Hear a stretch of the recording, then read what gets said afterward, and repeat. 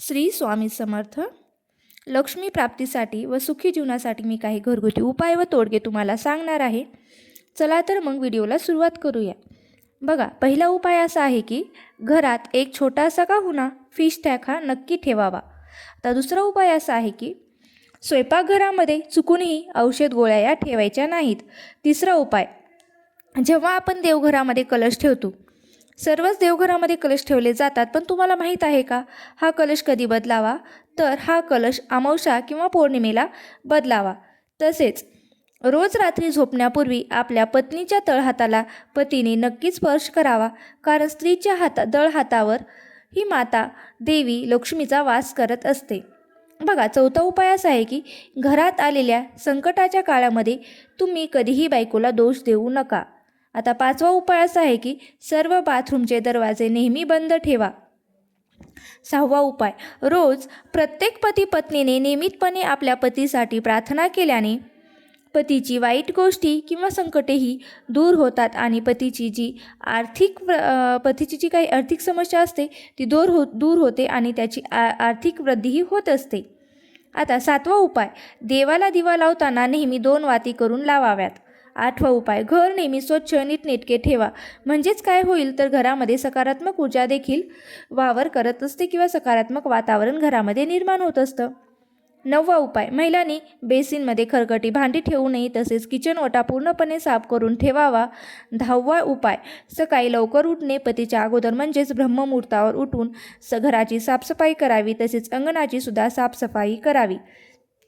11वा उपाय, घरात लक्ष्मीला आवडणारे लकी बांबू प्लांट, स्नेक प्लांट सारखी रोपी लावावीत.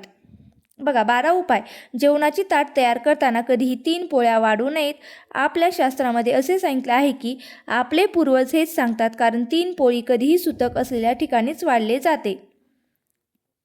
आता 13वा उपाय, नॉर्मल दिवसामध्ये 3 पोळ्या एक सोबत वाढू नये. बघा, 14 उपाय, जर तुम्ही मुंग्यांना मारले तर तुम्हाला धनहानी होऊ शकते. नेहमी मुंग्यांना गव्हाचे पीठ, साखर मिक्स करून टाकावे किंवा तुम्ही गूळसुद्धा टाकू शकतात. यामुळे काय होतं तर आपल्या घरामध्ये काही आर्थिक समस्या असते तर ती दूर होते आणि यामुळे आपल्या घरामध्ये धनवृद्धीसुद्धा होत असते. बघा, 15वा उपाय, बँकेत इतकी बचत करा की गरजेला कधी कोणाच्या दारावर हाक मारायची गरज पडू नये. 16 उपाय, सायंकाळी लक्ष्मी आगमनाच्या वेळेस आपल्या घराच्या खिडक्या दरवाजे उघडे ठेवा, घरात कधीही अंधार ठेवू नये. 17वा उपाय, धर्मशास्त्रात प्रातःकालाच्या स्नानाला फार महत्त्व आहे. जे सकाळी 5 ते 6च्या दरम्यान केले जाते त्याला देवस्थान असे सुद्धा म्हटले आहे. यामुळे काय होतं तर घरामध्ये सुख समृद्धी येत असते. 18वा उपाय, घरामध्ये मनी प्लॅन्टचं झाड लावा किंवा रोपटं लावा. घराच्या अगदी समोर नसावे, यामुळे कामात अडथळे येतात. 19वा उपाय, झोपताना पूर्ण अंधार असलेल्या खोलीमध्ये झोपू नये, याने मानसिकता आणि अस्वस्थता येऊ शकते.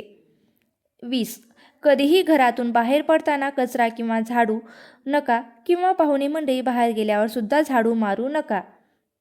21वा उपाय, जर तुम्ही रोज मंदिरात दर्शनासाठी गेलात तर अपघात तसेच आत्महत्या सारख्या घडणाऱ्या घटनांपासून, कोर्ट कचेरीपासून तुमचे संरक्षण होते. 22वा उपाय, कर्ज काढून महागडे लग्न, मोठी चकचकीत मंडप, एका दिवसाच्या वरातीसाठी 30 गाड्या डीजे डोल अशा वाजवल्याने तुम्हाला कोणीही अंबानी समजणार नाही. कितीही केलं तरी लोक पाठीमागून ही नावच ठेवत असतात. म्हणजेच काय तर कर्ज काढून सोंग करायचं नाही. 23, जास्त बोलणाऱ्या व कठोर शब्द वापरणाऱ्या महिलेच्या घरात लक्ष्मी कधीही येत नाही आणि अशा महिलेपासून ती नेहमी दूर राहत असते. 24वा उपाय, नवरा बायकोने एकमेकांना जाणीव करून द्यावी की एकमेकांसाठी त्यांच्यासारखे या जगात दुसरे कोणीच नाही. 25वा उपाय, दररोज संध्याकाळी घरात कापूर आणि 2 लवंगा आणि 1 वेलची नक्की जाळा. आता 26वा उपाय असा आहे की समुद्र शास्त्रानुसार ज्या पुरुषाची छाती रुंद असते व नाक लांब असते त्याची खूप कमी वयामध्ये खूप जास्त प्रगती होत असते. आता 27वा उपाय असा आहे की पोळी केल्यावर तवा नेहमी उभा व टांगलेला ठेवा, उलटा तवा कधीही ठेवू नका. 28वा, कपड्यांना छिद्र पडणे अथवा लवकर फाटणे, चपला एका बाजूला झिजणे हे घरामध्ये वाईट दिवस येण्याची संकेत आहे. तरी ते वेळेत बदलावे. आता पुढचा 29वा उपाय असा आहे की जी महिला तुमची शत्रू असून देखील तुमची स्तुती करते, पाठीमागे द्वेष करते, अशा स्त्रीपासून दूर राहावे. आणि अशा महिलेचा राहू हा बलवान असतो, त्यामुळे मनातील गोष्टी अशा महिलांना कधीही सांगू नका. आता 30वी, एका स्त्रीने कुंकू किंवा मंगळसूत्र दुसऱ्या स्त्रीला देऊ नये किंवा दुसऱ्याकडून कधीही उधार घेऊ नये. 31, घरामध्ये तुळशीची रोपे नक्की असावे, परंतु ते दरवाजासमोर नसून उत्तर पूर्व दिशेला असावे.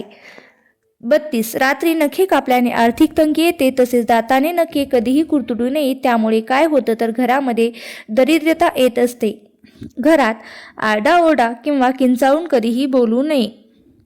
जेवताना कधीही मीठ मागू नये. यामुळे काय होतं तर यामुळे गरिबी येते, तसेच आर्थिक समस्यांना सुद्धा आपल्याला तोंड द्यावे लागते. आता 35वं कारण असं आहे किंवा 35वा उपाय असा आहे की कोणत्याही कारणाशिवाय दडपण जाणवत असेल तर कोणीतरी तुमच्यासाठी रडत आहे असे समजा. बघा 36वा उपाय, कधीही मुख्य दरवाजासमोर चपलांचा ढीग मांडू नये. चपला व्यवस्थित ठेवाव्या किंवा त्या आतमध्ये ठेवाव्यात. पुढचा उपाय, घरातील झाडू हा नेहमी लोकांना दिसणार नाही अशाच ठिकाणी आपल्याला हा ठेवायचा आहे.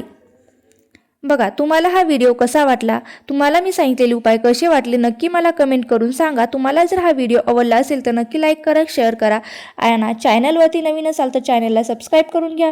धन्यवाद. श्री स्वामी समर्थ. जय जय स्वामी समर्थ.